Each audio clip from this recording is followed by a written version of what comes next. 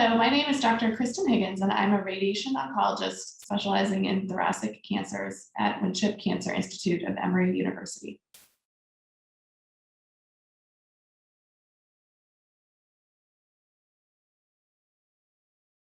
So the question is, what comes into the decision making when we are trying to determine if a patient is an optimal candidate for radiation in the treatment of their lung cancer? There are several questions that we ask patients during consultation, and one of the most important ones is, have you ever received radiation in the past?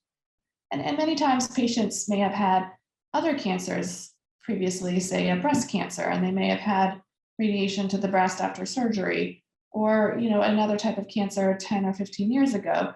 And it's really important for us to get a sense as to how much radiation and what areas on your patient's body have received radiation that could interfere with any treatment that is indicated now. So that's typically a really important question that we ask when we're meeting patients for the first time. Another important question is a patient's overall condition. Is a patient going to be able to tolerate daily treatments?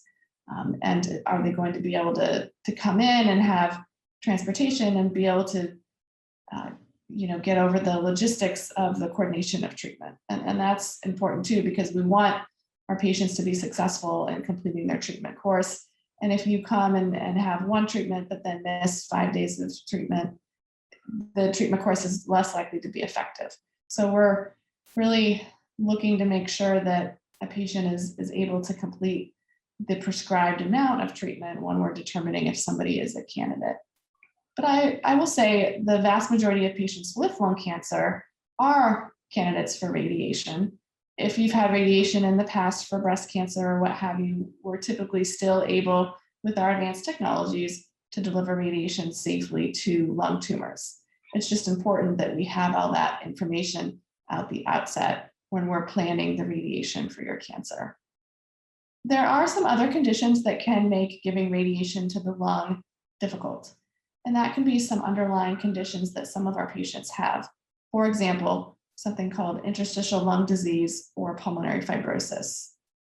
And radiation in those situations can cause the fibrosis to get worse and can sometimes lead to side effects that are worse than the benefit that the radiation could provide. So those are other circumstances where we really consider the degree of the underlying interstitial lung disease and try to make the best decision about whether radiation makes sense for that particular patient.